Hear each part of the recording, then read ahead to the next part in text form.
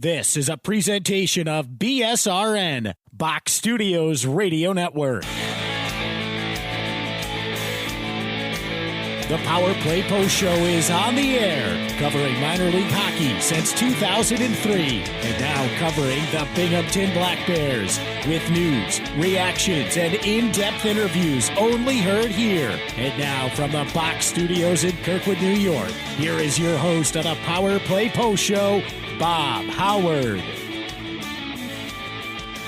And welcome everybody to another edition of the Power Play Post Show. This is the show for December 7th, 2023. This is Season 13, Episode number 9, and Episode 394 in the long-standing podcast that is the Power Play Post Show.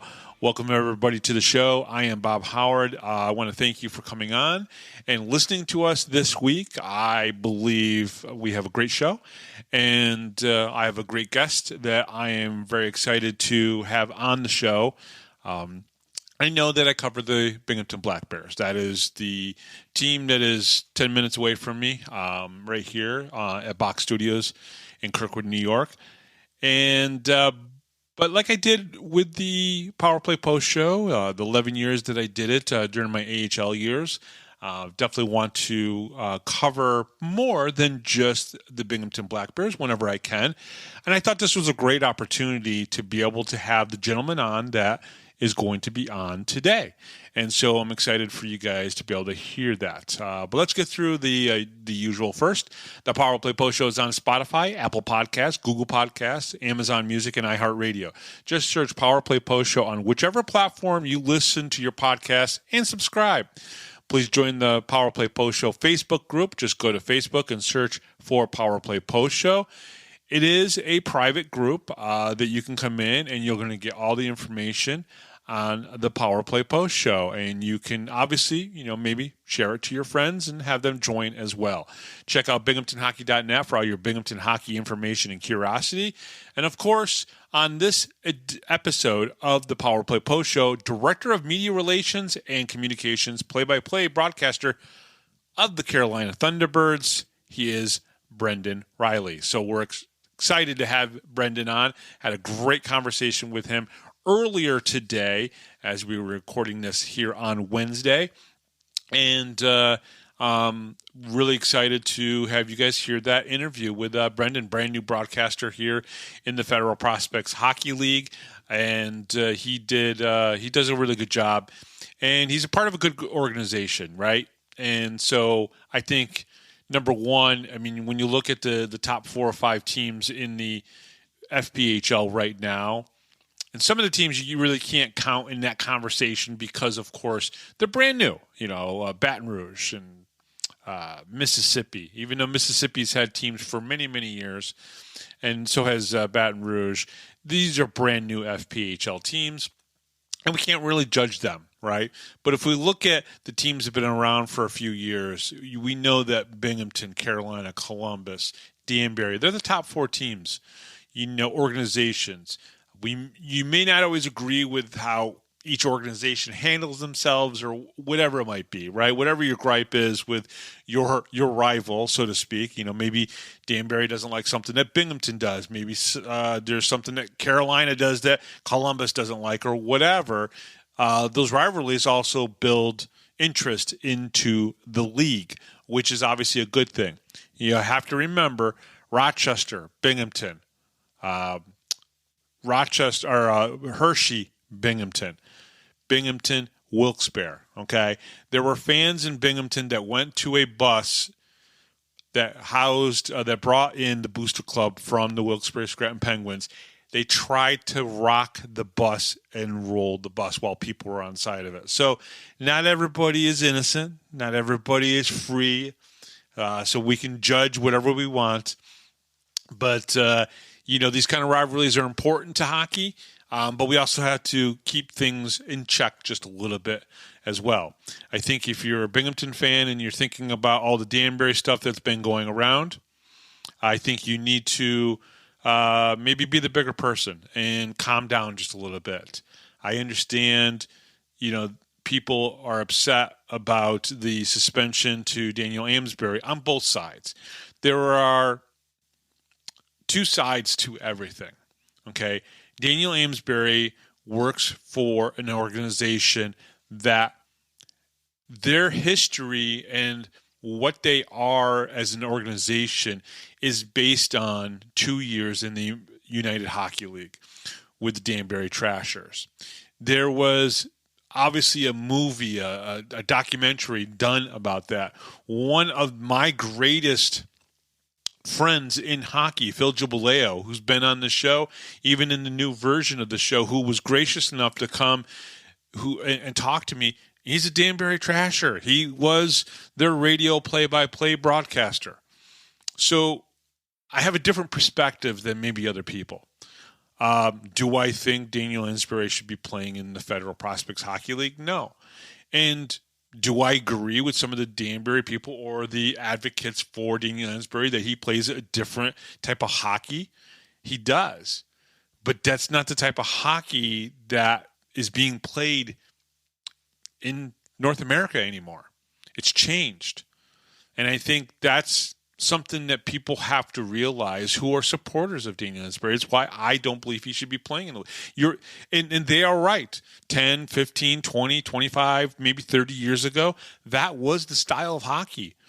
But he's also playing against kids. He's also playing against players that are not as big as him, that he can physically hurt even if he does a regular move. Now, let's talk a little bit about what the FPHL said. Now, the FPHL reviewed the video and said that they deemed that hit an illegal hit.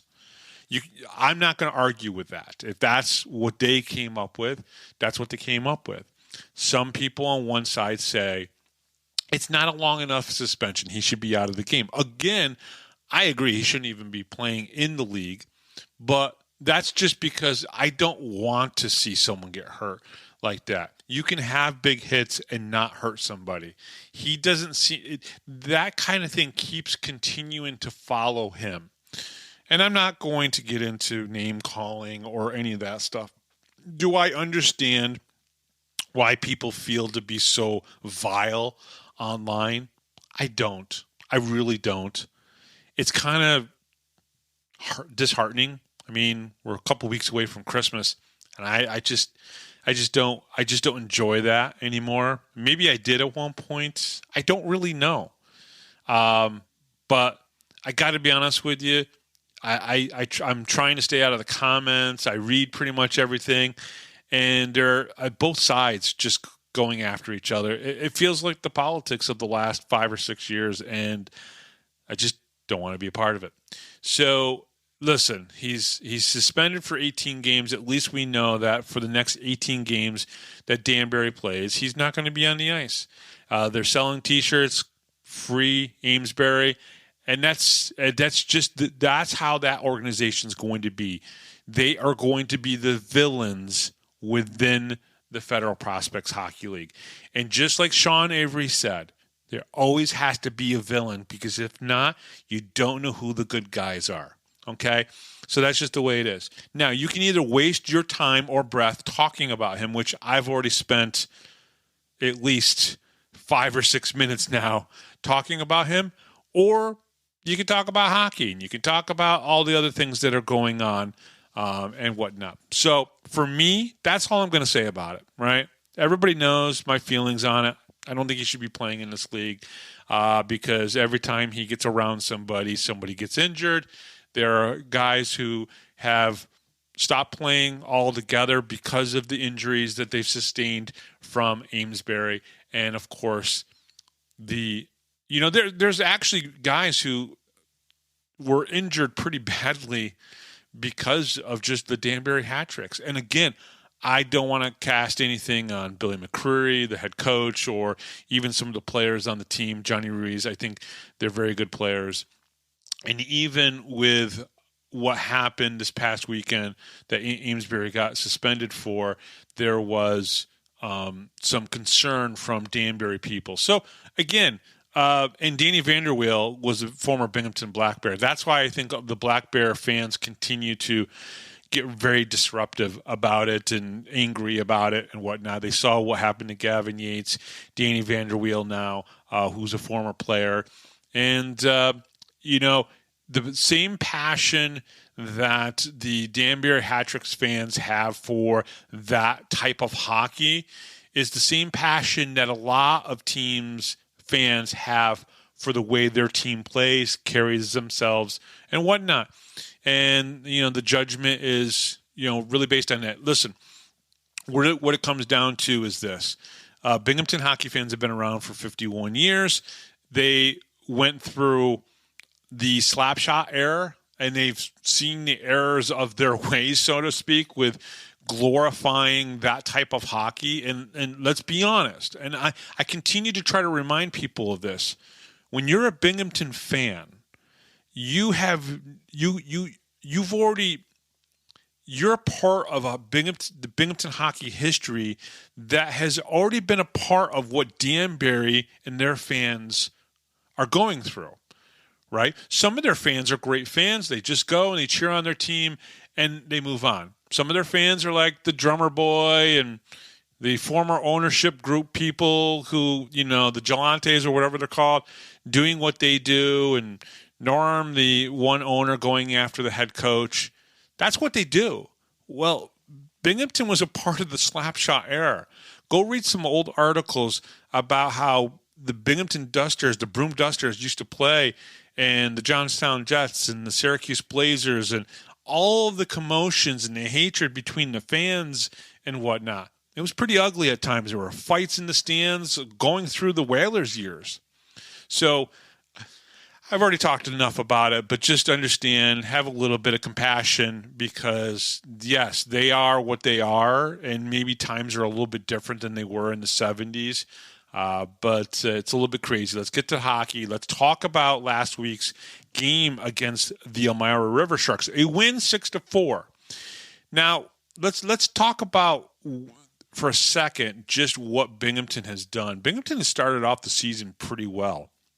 Right?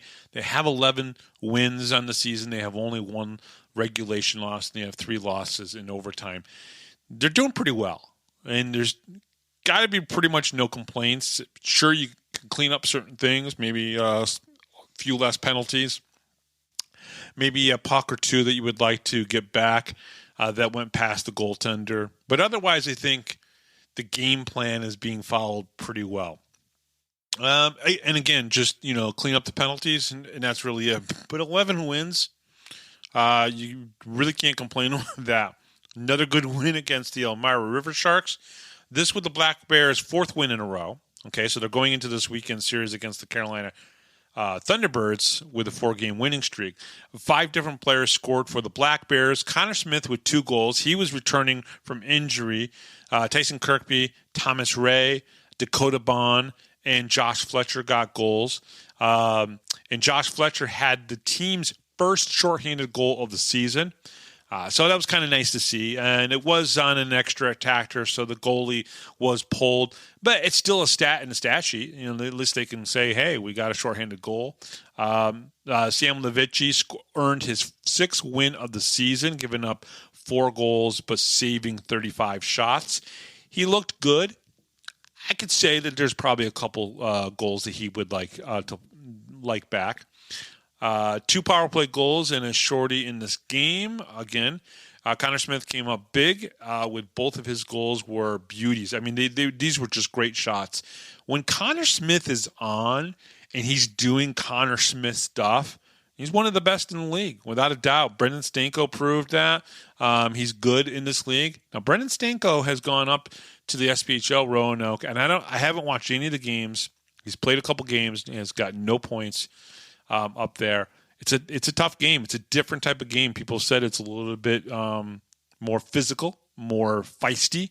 So pretty interesting. Without Brendan Stanko, his longtime line mate, Connor Smith, still worked well with Ivashkin and centered by Jesse Anderson, who's got a lot of speed, great passing technique, and he just knows how to set up people. I mean, he's got 16 assists on the season right now. doesn't have his first goal yet. Gavin Yates' interference penalty at the 5:27 mark of the second period leads to a 1-game suspension. Now, let's talk a little bit about this. I'm going to read the comments or the post that Dave Jackson of the Federal Prospects Hockey League put out there. So Binghamton forward Gavin Yates has been suspended for 1 game under the supplemental discipline as a result of his actions during the FPHL game 65 in Binghamton, New York on Friday, December 1st. FPHL Director of Player Safety Dave Jackson stated, after his opponent had dumped the puck, Mr. Yates continued towards him and tripped him in a dangerous manner. I'm glad that the penalty was assessed, and I can certainly understand this only being called a minor in real time. After reviewing the video, which I reviewed it a couple times as well, he goes, I feel that this play rises to a higher level than a simple minor penalty. It was a dangerous and reckless play using the foot and upper body leverage to knock his opponent to the ice. The player remained down for a few seconds. It was obviously shaken up on the play.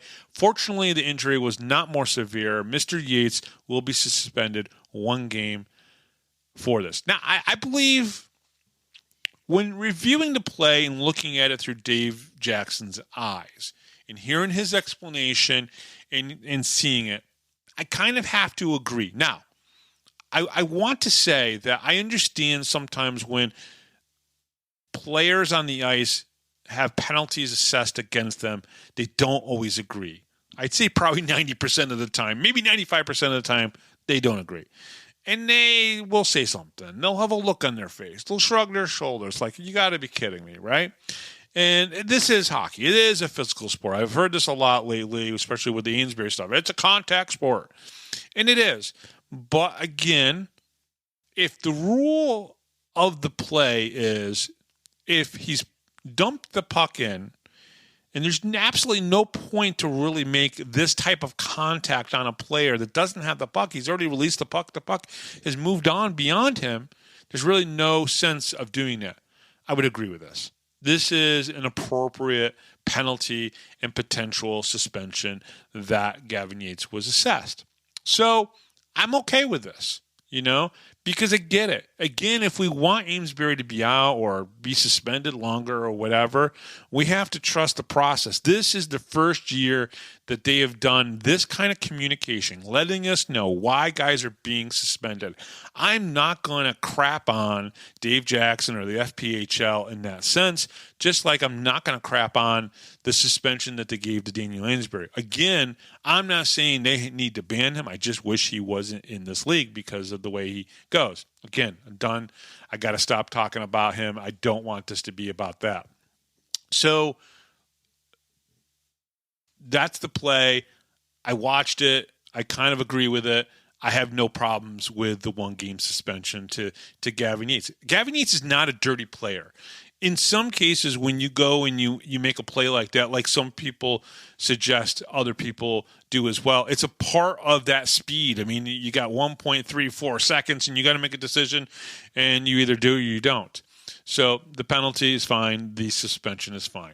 Overall, I thought the Black Bears fought through diversity in this game to get a good win. Would like to see less penalties in their game, but the penalty kill has been one of their best assets this year, stopping a lot of penalty or power plays for the other teams, and one of the better ones in the league. This upcoming weekend, they got 2 upcoming games in Winston-Salem versus the 7-game winning streak Carolina Thunderbirds. That's right. They have won 7 games in a row. Someone's winning streak will come to an end. Either Carolina's 7-game, 2 versus Blue Ridge, 2 versus Columbus, and 3 against Port Huron, or Binghamton's 4-game win streak, which was 3 against Danbury and 1 versus Elmira. The last time the two teams met, they split the 2 games in Binghamton. Friday, November 10th, Carolina won in a shootout 5-4, and Saturday, November 11th, the next day, Binghamton won 4-2. These were very good games. I got to be honest with you, I very much enjoyed them. A little bit of physicality, but not going over the edge, and just some good hockey back and forth between the two teams. This will be the last time the two teams play this season, which is kind of unfortunate. You'll see that when I talk with Brendan Reilly coming up here on the Power Play Post Show. He and I both kind of agreed they were just really well-played games against each other. JT Walters signed as a player assistant coach. Again, no surprise here. Coach Sherwood loves JT, and his calmness and on the ice is evident in why he's an alternate captain as well. So that's very good. And let me see here. What is the other things I wanted to talk about today? Are the Black Bears the best team in the FPHL? It's one of the topics I wanted to kind of bring up and just give a quick couple thoughts on. So if we go to the standings, I'm going to pull up the standings here. This is Wednesday night. There's a couple other things I also got to bring up. Let's talk about this. So Binghamton right now, Binghamton and Danbury have played the most games in the league, right? Binghamton has played 15 games. Danbury's played 16 games. I think Mississippi's played 14. Wytheville's played 14. Baton Rouge has played 14, and Motor City's played 14. So some of the other teams haven't played up to that level yet. And I find this kind of interesting, right? I kind of wish I had the time today to go through, the teams that we've played so far. Here's what I want to say. They've won 10 games out of their 15. 11 games out of their 15 that they've played, right? And only one regulation loss. The only other team to have only one regulation loss is the Columbus Blue Jackets, the Columbus River Dragons. They have lost 3 games in overtime, 2 in the shootout, 1 in regular overtime. And they have scored the most goals on the season. But defensively and goaltending-wise, they have given up 46 goals. And there's other teams that just look better defensively maybe than Binghamton. Even Watertown has only given up 45 goals. Motor City's only given up 38 goals in their 14 games. That's only one less game. And when you look at Carolina with only giving up 27 goals, Mario Cavalier is just so good. Columbus has only given up 30 goals in their 12 games. Now, that's 3 less games. Say if they play against Binghamton, Binghamton's average is 4.5, so that's another 12 goals. That's getting them up close to what Binghamton has given up so far. So my point is this. They got the best offense in the league. Yeah, I do believe that. I do believe that they have the best offense in the league. And I think if Carolina is going to win this weekend, they probably got to Binghamton probably is going to score 3 to 4 goals at least once, maybe even both games, right? And that means Cavalier is going to have to just be the best goalie that he can be. Now, he played well against Binghamton, and he played both games against Binghamton, but Binghamton was one of the teams to score over 4 goals or score 4 goals against him, and he hasn't allowed that much this year. Is Binghamton the best team? I don't know. I don't think so. I don't know. I think because people talk about defense wins championships and goaltending wins championships, and one of the things that I've noticed that Binghamton hasn't done yet in the 3 years that they've been here, they haven't had a number 1 goalie. I like to think that they could have. Taylor Joseph could have been a number 1 goaltender for Binghamton. Joe Shepard could have been. Owen Liskowitz could have been a number 1 goaltender. But they really haven't had a number 1 goaltender. If you look at the goaltending stats for Binghamton, I do keep track of them, there's nobody that's really taken the reins and gone with it. I think Sam Levici can be that guy. But I think one of the things that is something that is just not there yet with Binghamton in the Federal Prospects Hockey League. They haven't put confidence into one guy and just said, you're our guy. And what I mean by that is I can't remember one weekend. And Binghamton fans, if you're listening, you can definitely tell me I'm wrong on this. I can't remember one weekend where we had one goalie play all the games. Look at Carolina. He played 12 of the 13 games this year, Mario Cavalier. And he's got 9 wins, I believe it is. 9 wins, 1 loss, something to that effect. He's played 12 games. So, and we've seen this with Brian Wilson for Danbury. Played like 45, 50 games last year. And just Binghamton hasn't done that yet. And I think that hurts their ability because sometimes goaltenders, and this is a very normal thing. Sometimes goaltenders steal games for you. But if they can't get into a rhythm, and I'm sorry, if a goaltender can't play 2 games in a row or 2 games in a weekend, something wrong there. I really think that they could. So I think Binghamton is the best offensive team in the league without a doubt, hands down. Do I think they play some of the best team defense in the league? Absolutely, hands down. Do I think they're the best defensively coached team in the league? I don't know. That's a criticism. That's my opinion. Other people can disagree, but I don't know if that's the case because I don't know if when it comes to goaltending in 3 years between Rod Davidson, Gary Gill, and now Coach Sherwood, I don't know if they've put confidence into one goaltender and said, he's our guy. And the other guy is our backup. And other teams have certainly done that in this league, right? Have confidence. And one of the things that I was talking about with Brendan Reilly is that when Mario is in goal, the rest of the team doesn't have to worry. They have complete confidence and trust in Mario. And that's something that is important for a team to win a championship. So again, to the question of are they the best team in the league? They have 35 points. They are number 1 right now. They have the second best winning percentage right now. Columbus is at 806 with 12 games played. We're at 778 with 15 games played. I would say it's damn close that they're the best team in the league, but I just still a little concerned about defense, goaltending, and how you put it all together to make it the best package completely.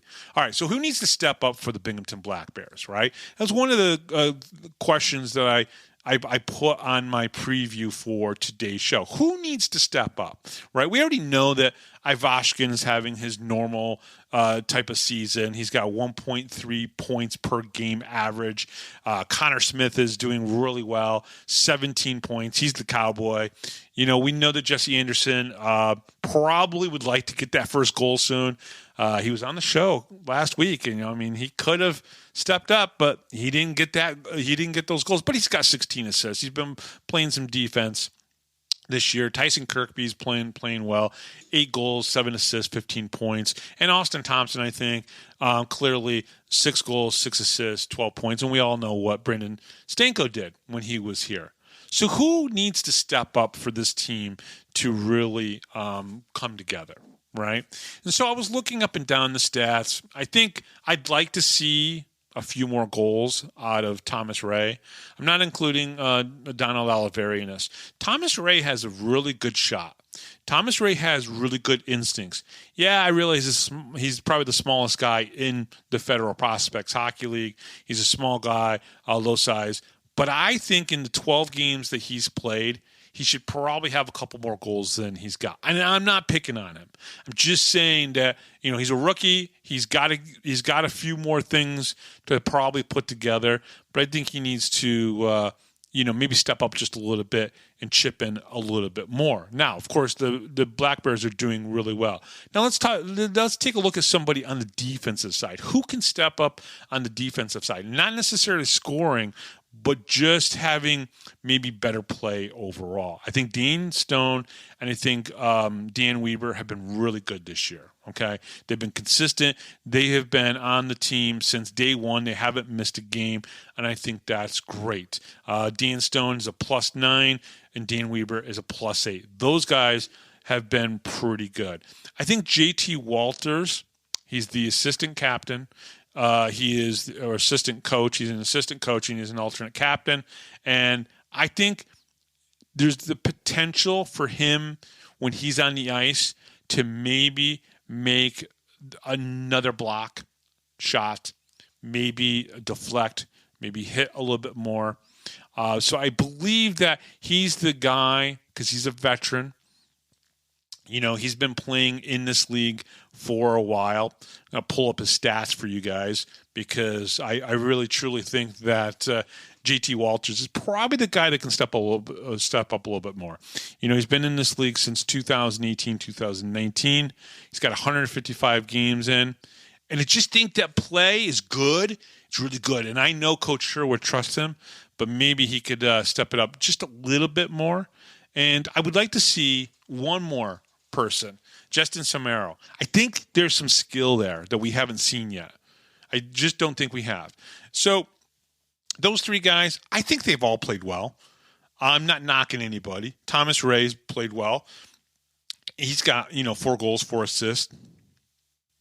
I really, truly believe that JT Walters is a leader who is giving Coach Sherwood what he wants, but maybe there could be another block shot. There could be a hit there that could happen. And Justin Samaro, I just think that he can get on the score sheet a little bit more. I think it's in him. I think there's something there in him, and I know he usually plays on that third line. Sometimes he's the 10th forward, but that's pretty much it for that. I don't, again, these aren't really criticisms or critiques. These aren't really attacks on the players, because, again, we're probably looking at the best team in the league, right? But everybody can improve. There's improvements that everybody could have. I think the one thing that the team could definitely improve on a little bit more is winning more faceoffs. But I think every team probably could put that into hey, we could do this a little bit better, okay? So that's very interesting. So, obviously, we have the 2 games this weekend against Carolina. We've split the series in Binghamton, and now we have the series coming up in Winston-Salem. I'm excited to watch those games on YouTube, probably flip back and forth between our friends Brooks Hill, and of course, Brendan, Reilly. The 2 of them should just get together for the Saturday night game and call the game together. I think that would be okay by me as well. But I think Binghamton will have a great broadcast, which is kind of nice. I'm pretty sure that Winston-Salem can pay their cable bill and make sure that they have the internet thing going. So coming up next here on the Power Play Post Show from the Carolina Thunderbirds, I'm excited for you guys to hear this interview. He is Brendan Reilly. He is their play-by-play broadcaster and does all the media and communications direction for the team. We'll be right back right after this, right here on the Power Play Post Show. Hi, this is Don Biggs from the 92-93 Binghamton Rangers. Hi, this is Brandon Buczynski. This is Grady Wittenberg, the voice of the Binghamton Senators, and you're listening to the Power Play Post Show.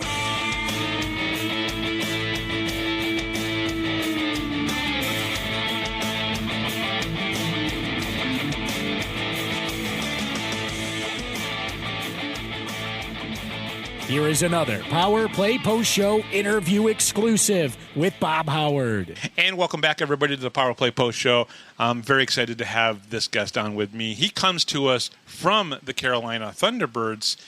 He is the Director of Media Relations and Communications. He is their play-by-play broadcaster. He's the guy you get to listen to when you're watching on YouTube.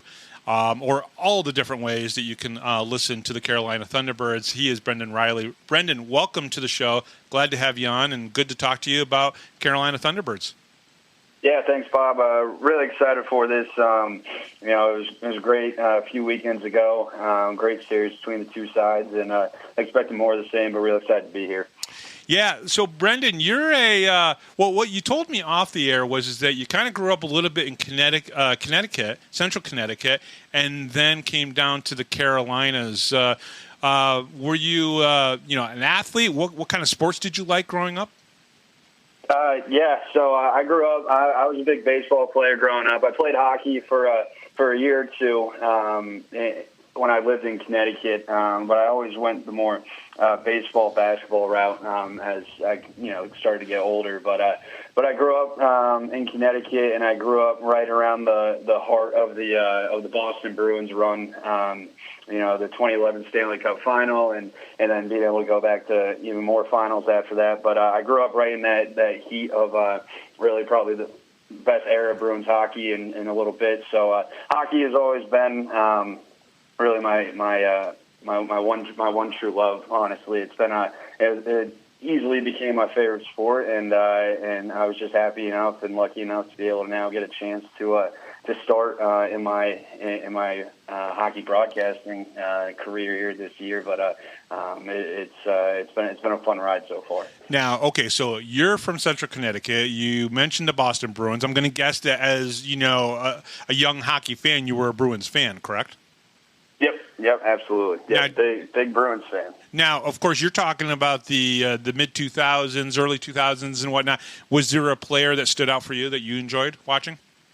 I would probably put it down to two. I would put it at Zdeno Chara. The captain, and his height, his physicality, and his leadership he showed out there, and then also Tim Thomas too. I mean, what he did in that 2011 run. Yeah, what he did in that 2011 run was something special, and I wish that he was able to get more than one cup. But what he did in 2011, and I believe he won the Conn Smythe that year too. He did. But he was someone that I would try to recreate his saves after watching them and go from there. So Big Z and then Timmy, definitely the two that were a big part of my childhood. So. Well, my wife and I are New York Ranger fans, but Zdeno Chara was just one of those guys you could not help but like. Always had a smile on his face. I think he enjoyed it when the 5'6" player was turn around and go, all right, who's behind me? And they look at it, and it's like, oh, it's Chara. Never mind. Well, we're going to move on from here. Great presence on the ice. He always seemed to have a smile on his face. Tim Thomas, probably one of the best American-born goaltenders who had a great run and everything. But then you eventually made your way down to the Carolinas, correct? Yep. When I was right before high school, my family we moved to Charlotte. That brought me down to the Carolinas, and went to high school in Charlotte, and really set up there and started to make that home. So I love living in Connecticut, and I love I love being up there. But moving down to Charlotte was pretty fun. I thought it was a pretty good move, especially with what I wanted to do and where I wanted to go. And I think that coming down to the Carolinas, it was a great experience, great life experience, and I think it really helped me out in a lot of aspects. But yeah, coming down to the Carolinas, I love it. I love it down here in the Carolinas. Do you miss the snow at all? No.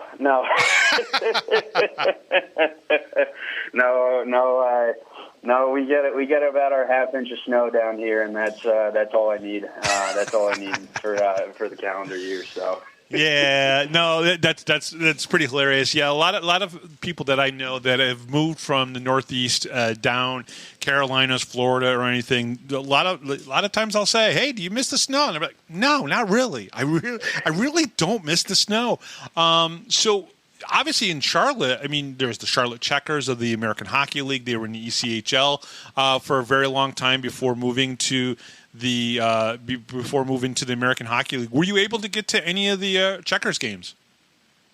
So I actually didn't end up going to my first Checkers game until I went to college. I'd gone to Hurricanes games in high school. Sure. I would make the trip up there, mostly when the Bruins were coming to Raleigh. But I ended up being able to get to some Checkers games after I went to college when I was back for winter break. I mean, they put on a great show down there. They run very well, and it's entertaining hockey. It's entertaining hockey too. So the Checkers were fun. Their games are fun and usually pretty competitive as well. So. Do you think there could ever be a time? Because I mean, there's obviously three notable teams in North Carolina right now for hockey: NHL, AHL, and the FPHL. Do you ever foresee a time where the FPHL Thunderbirds can be an asset to the American Hockey League and the NHL? I mean, of course, there's a couple levels in between, or at least one level in between with the ECHL being in between. But can you see a value? Because to me, right now in the FPHL, you have I think 4 or 5 really solid franchises, right? You've got Binghamton, you've got Danbury, you've got Carolina, you've got Columbus. Maybe Motor City will turn that way as Scott Brand, starts to improve what's happening in Motor City. But you got Mississippi. Can these teams eventually, in your opinion, you've only been there a short time, I know maybe this is a tough question for you, can they start to become an asset? Can you guys be an asset to maybe the Charlotte Checkers at some point? I think that when you look at this league and how it can play a factor, I'm not sure if it's going to be a direct asset, but I think that this league is great for the smaller cities in these states at times to be able to continue to grow the game of hockey. I think that this league does a great job being able to draw in fans from places, because we're about an hour and a half from Charlotte, we're an hour and a half from Raleigh, so we're kind of right in the middle. And I think that this league, and I'm going to say this, that what the Thunderbirds have been able to do is that they've been able to really grow the game of hockey in the area. And I think that in a place like the South, where you don't really think of the South being big into hockey if you're looking at it from the outside, but I think that this has been a great place that to be able to grow the game of hockey and grow the love, because there are a lot of passionate fans, and a lot of fans of the Thunderbirds are also fans of the Hurricanes. And I know people that they go to, if the Hurricanes are playing on Saturday, they're at our games on Friday, or if they go to our 2 games Friday, Saturday, and the Hurricanes have a Sunday game, they're at a hockey game. They're at a hockey game all 3 days of the week. And I think that this league, as I said, is a great way to continue to grow the game of hockey and expose people to the game of hockey, and that it just continues to build that brand and build the excitement around the sport. Yeah. Now, you said you went to the University of Miami specifically for sports management or broadcasting. What was your major going down there? My major was broadcast journalism. I knew from a pretty young age, after I realized that my sports career wasn't going to continue after high school, that I still wanted to be around the game. I wanted to be at arenas. I wanted to be a part of the action somehow, and I was always pretty set on broadcasting. I went down for broadcast journalism. I learned the whole TV news production side of things, but I was able to join the student radio station as a freshman and be able to start calling games. Started off calling volleyball, then went on to men's and women's basketball, baseball, and then football. Never got the chance to call hockey in college. The club team played about an hour away from campus, and they usually played at 10, 11, midnight, so it wasn't really an opportunity there. But yeah, I was able to go down to Miami. They had everything that I wanted, and it was a really fun 4 years, and it was I thought that it really set me up to do some good things after I graduated. I think it's probably pretty dangerous to have a Connecticut kid down in Miami for college for 4 years, but it sounds like you made it out okay. Yeah, no, I did. But it was. I'll forever be thankful for my 4 years there and for everything that place was able to do for me. So it was a great time, and I really learned a lot over those 4 years. Now, you've called baseball and you've called hockey now, right? So can you take something from baseball and bring it into a hockey broadcast? And can you take something from a hockey broadcast and bring it into a baseball broadcast? Because the games are vastly different, but broadcasting is broadcasting. Is there things that you can take from either sport when it comes to the broadcasting side of things and kind of mix it up? Because I listen, I could sit there and listen to a Bob Costas baseball call all day long. And I know he used to do hockey back in the late 70s and early 80s when he was just getting started out and everything. And that happens a lot. Baseball guys and hockey guys will intermix, sometimes being able to broadcast, especially in the minors, to pay the bills and everything. Is there something that you've seen so far that you can take to both sides? I think that the biggest component that something that I'm still, being 23, just continuing to try to develop on. no matter what sport you're calling, you're still trying to tell a story, and there's still that storytelling aspect that in baseball you have a lot more time to be able to tell those stories. You have 3.5 hours. Pitch clocks help that out, but so we'll go down 2.5.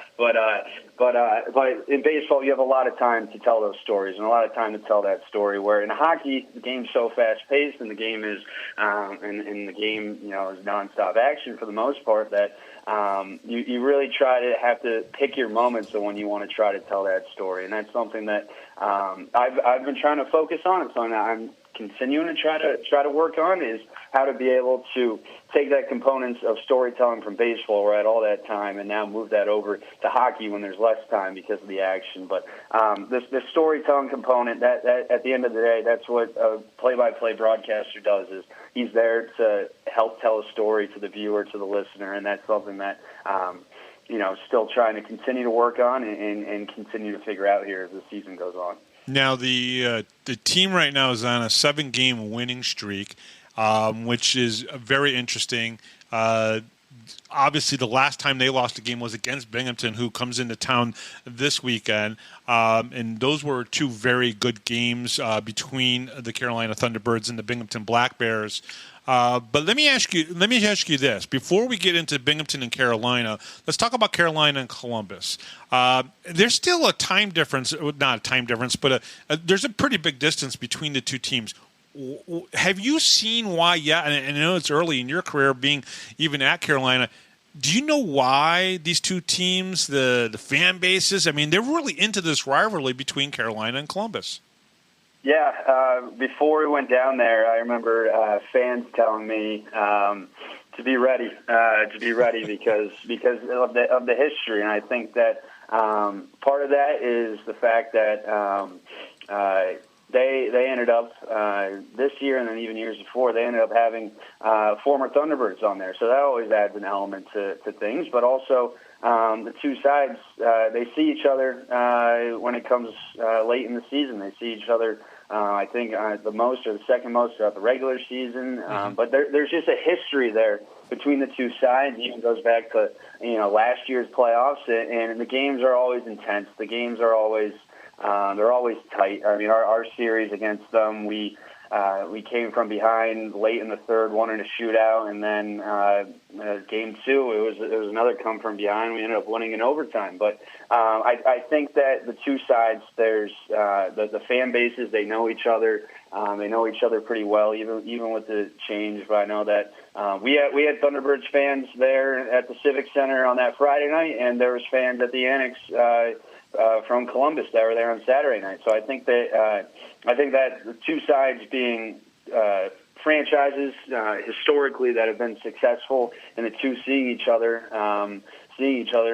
multiple times, many times throughout the course of the season and the playoffs, it just adds that element to those games, and it just makes them have that larger feeling, that bigger feeling that it's a little bit more important. Do you like that as a broadcaster, especially even a new broadcaster coming in and knowing that there's already a built-in rivalry that you don't even have to sell it? All you have to do is say Columbus, and fans are either going to cheer or boo and go nuts and everything just because of that. Is that kind of like does that make your job a little bit easier because the rivalry is already built in?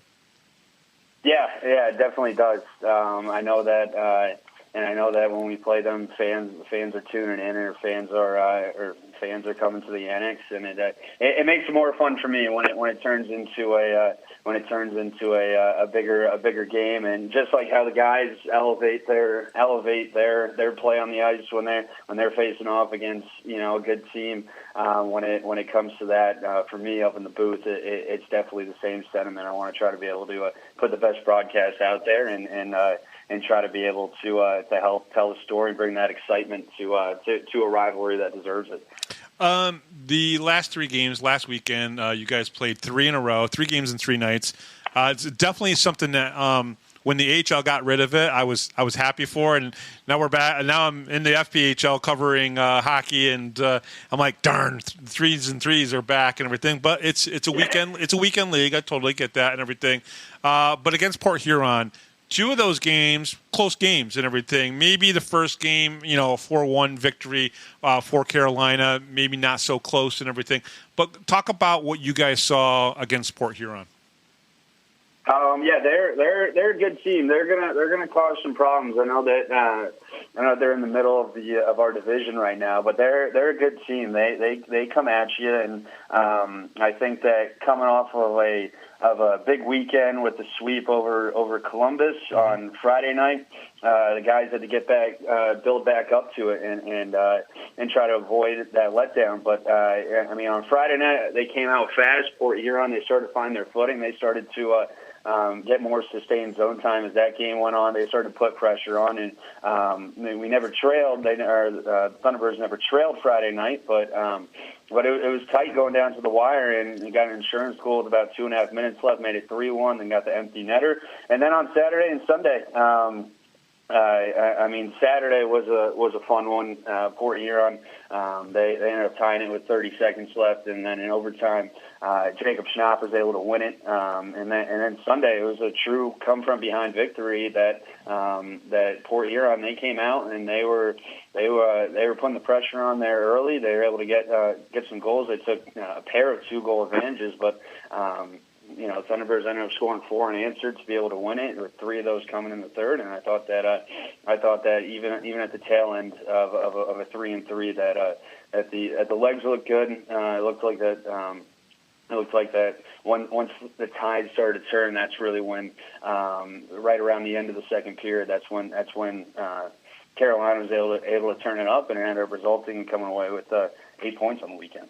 Yeah, and obviously, very good to get those, 8 points and whatnot. But now coming into a series versus Binghamton, the first 2 games that these 2 teams played against each other, a little bit of a score fest in the first game where, Carolina got the win in the shootout, 5-4. Binghamton turns around at home, a very tough place to play, obviously, get the win 4-2. And I felt like the way the 2 teams matched up, I was like, that made sense, right? They split the series on a weekend, 1 game apiece. What did you see of the Binghamton games, the 2 Binghamton games, the Binghamton players specifically, that you guys don't maybe see against Carolina or against Columbus or against Port Huron or even Wytheville?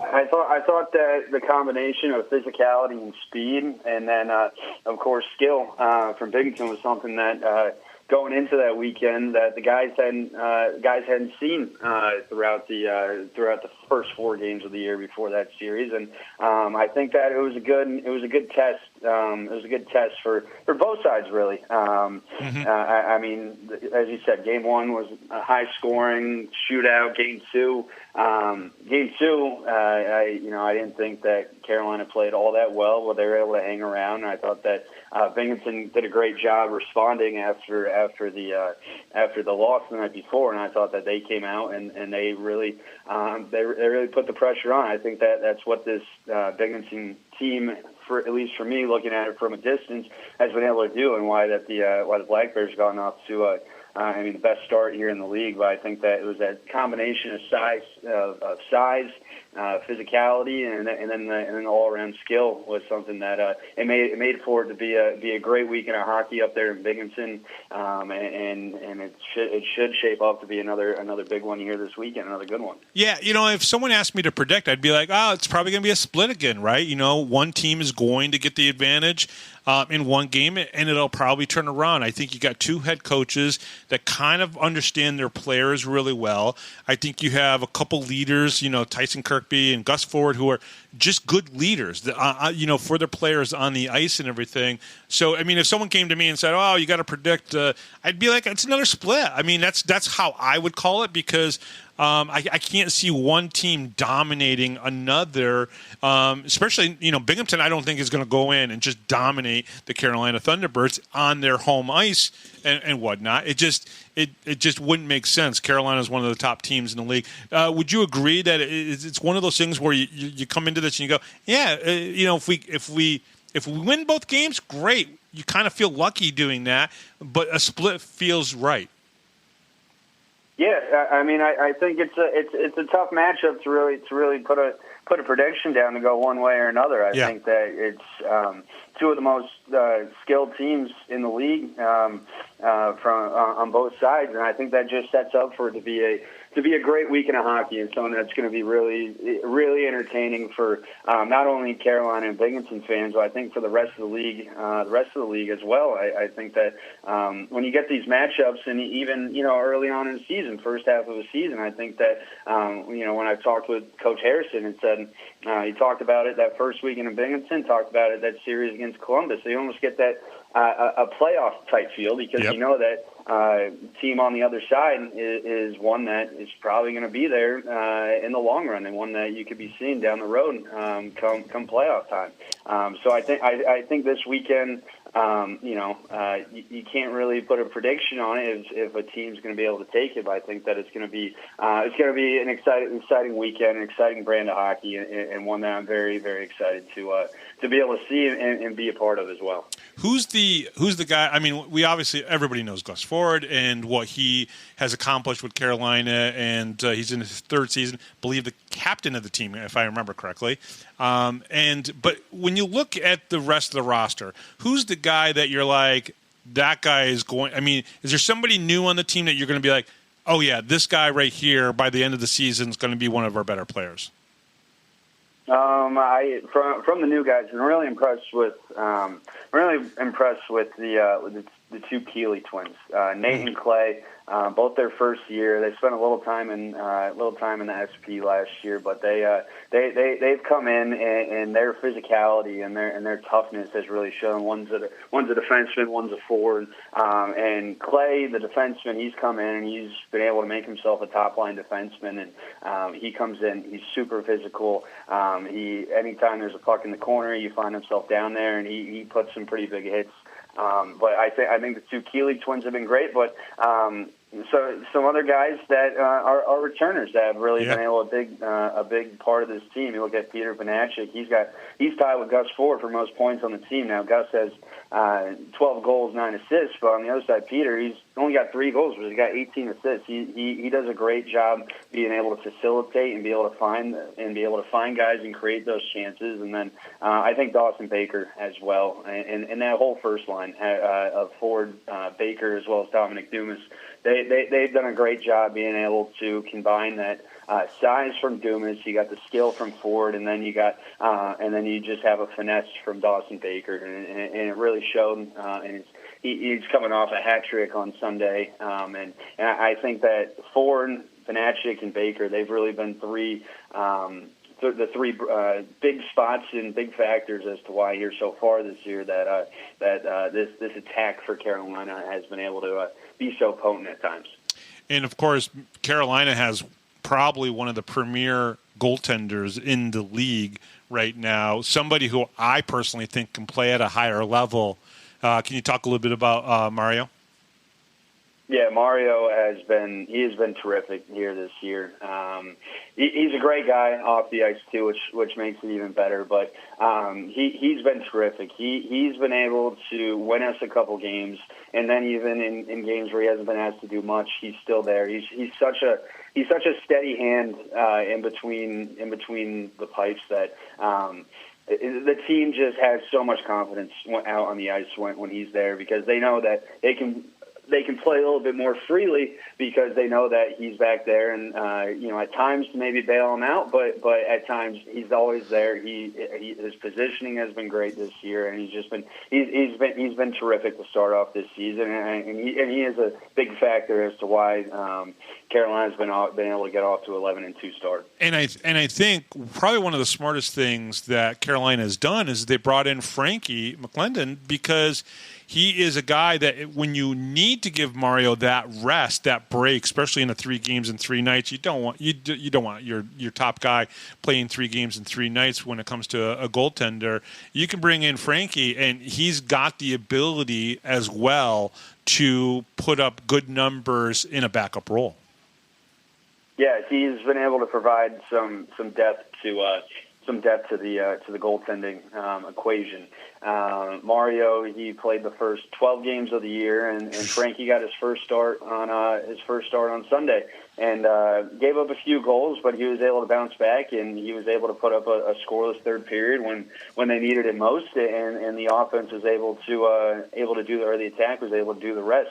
And so I think that Mario and Frankie together, you watch them at practice every day. They get along really well. They're always smiling, and they're very supportive of each other. And I think that when you pair those two together, that it makes it a very good tandem, and it knows that, and it lets the team know that no matter what game it is, who's in net, that there's always a good chance to be able to come away with points there in that game. Now, I know the Carolina fans already know this, but the Binghamton fans may not know this specifically, but Roman Kramer got called up.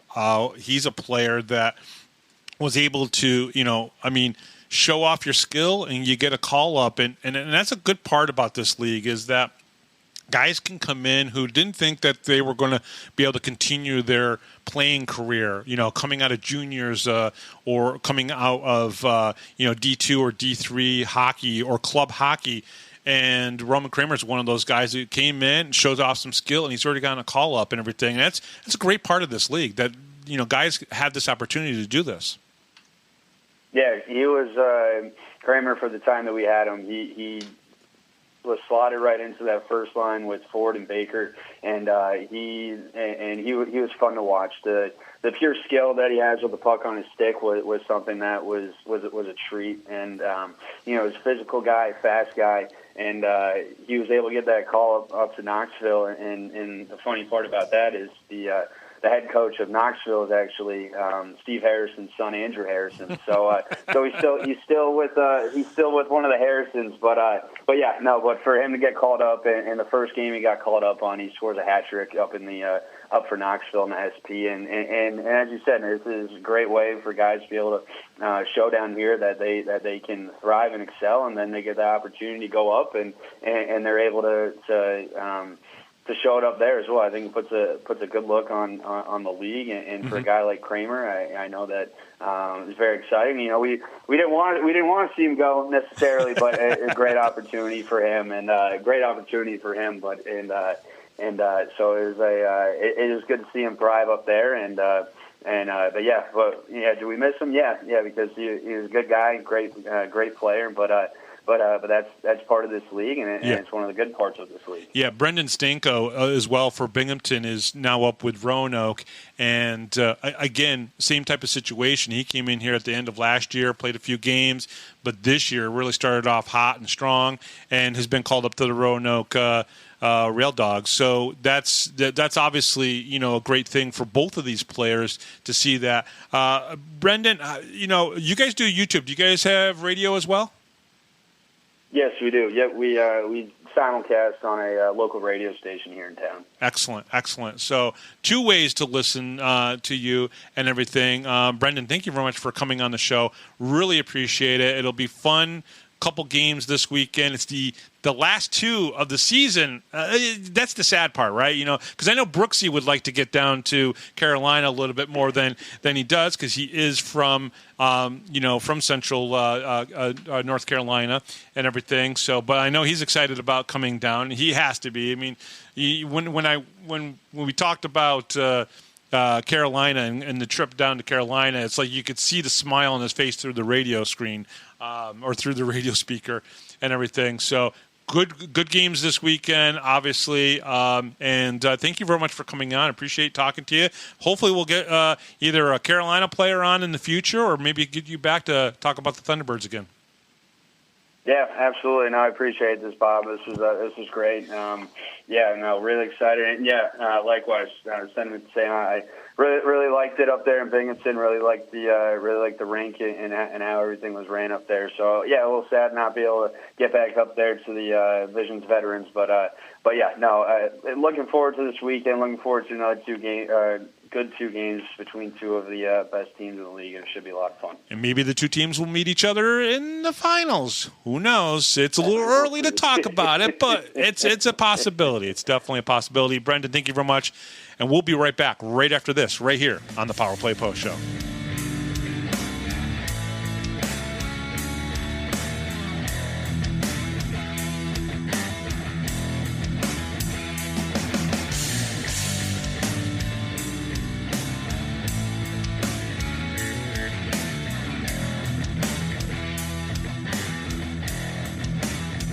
If you're a Binghamton hockey fan, then you need to check out binghamtonhockey.net for all your news, stats, information, the Binghamton Hockey Hall of Fame, top 10 lists, profiles, and so much more. That's binghamtonhockey.net.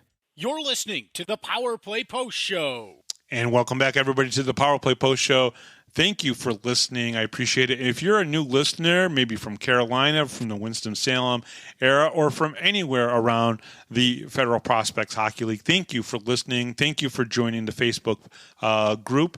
And I realize it's going to be Binghamton-centric, but if you're a team like in Mississippi or Port Huron, where you don't see us that often or don't see us that much, you might learn something about the Binghamton Black Bears and maybe even about the history of Binghamton hockey, which is now in its 51st year of being in existence. Thank you very much for listening. The Power Play Post Show is on Spotify, Apple Podcasts, Google Podcasts, Amazon Music, and iHeartRadio. Just search Power Play Post Show on whichever platform you listen to your podcast and subscribe. And you never know, we might be doing a broadcaster from your team very soon, or a player or somebody kind of important. Please join the Power Play Post Show Facebook group. Just join Facebook or just go to Facebook and search for Power Play Post Show. And you'll get all of our updates there. Check out binghamtonhockey.net for all of your Binghamton hockey information and curiosity. Thank you to Rob Lapolis, our MC, John Petitucci, our musical director, and our guest this week, Director of Media Relations and Communications, play-by-play broadcaster of the Carolina Thunderbirds, Brendan Reilly. Thank you very much, everybody, for listening. I appreciate it. I am Bob Howard. This is the Power Play Post Show.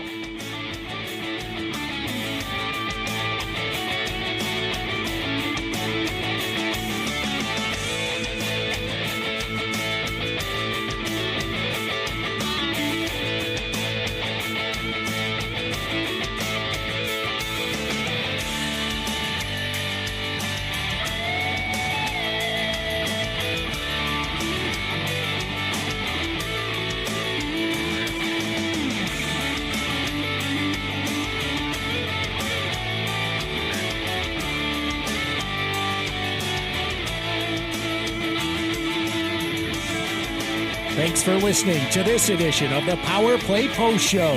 Be sure to tune in next week to the Box Studios Radio Network for all the latest Black Bears news and interviews from around minor league hockey. The Power Play Post Show would like to thank John Patitucci for all the music you hear on the show. You've been listening to the Power Play Post Show.